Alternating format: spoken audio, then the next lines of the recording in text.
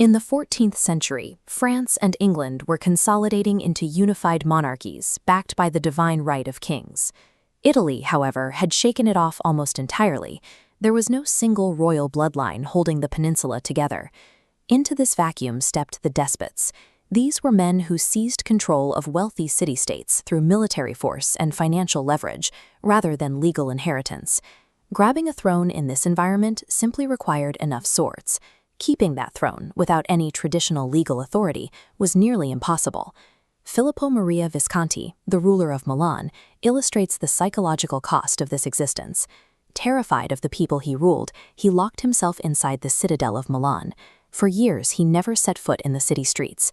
He managed his empire entirely from this fortress, through a precise calculation of risk. He operated overlapping networks of spies, and intentionally paired honest advisors with known scoundrels to keep his own court divided and off balance.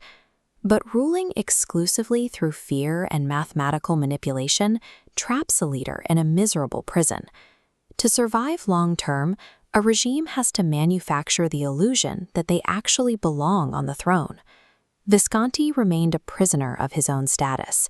He forbade anyone from speaking the word death in his presence.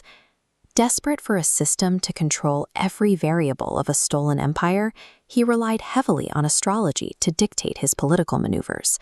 All his cunning and isolation provided zero guarantee for the future.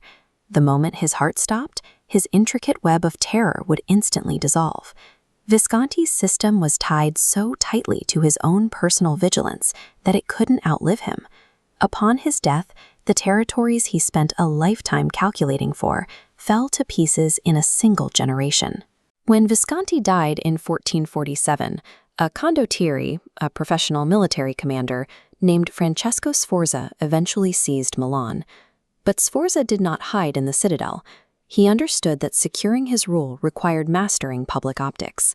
This diagram shows how Sforza engineered his royal connection. He took the severed Visconti line on the left and connected it to his own mercenary background on the right by marrying Visconti's daughter, Bianca Maria. He artificially grafted his illegitimate blood onto the old regime. He then launched a massive public relations campaign. When he rode through the streets, he allowed the crowds to carry his horse into the cathedral. He replaced the image of a paranoid tyrant with that of an accessible, physically powerful father of the city. Sforza proved that a usurper could build a foundation for power by focusing on public utility and marriage alliances. This allowed his successors to move past raw survival and begin constructing the grand cathedral and monumental projects that his descendants would use to mask their origins.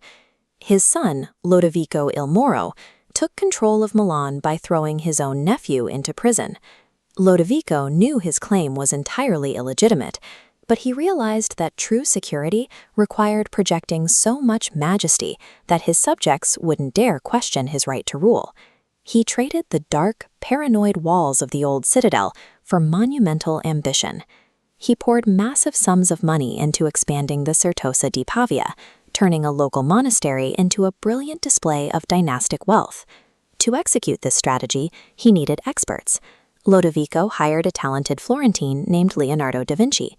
Leonardo served the court as a political engineer, designing war machines, intricate mechanical devices for pageants, and high-end propaganda. Leonardo's ultimate assignment was to design a colossal equestrian monument of Francesco Sforza, a massive bronze horse, precision-designed to physically stamp the family's manufactured legacy right onto the Italian landscape. Under Lodovico, the state literally became a work of art.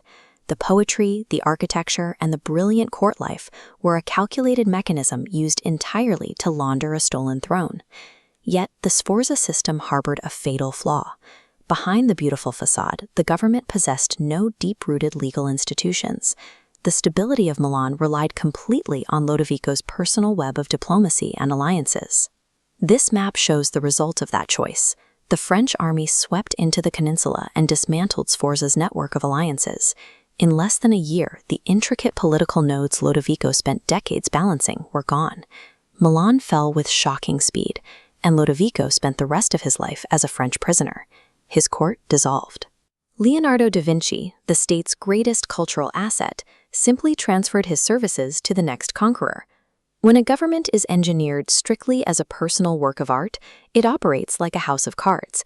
It collapses the moment the artist loses control of the external variables. We often view the Italian Renaissance as an era of peaceful, enlightened awakening, but the historical reality is built on the cold-blooded calculation of the despots who funded it. The greatest cultural treasures of this era were not produced in a stable paradise. They were born out of a mathematical need to survive the dangers of illegitimacy. The majestic domes and timeless frescoes we admire today functioned as survival tools. They provided the visual proof a ruler needed to transform a military conquest into a permanent legacy.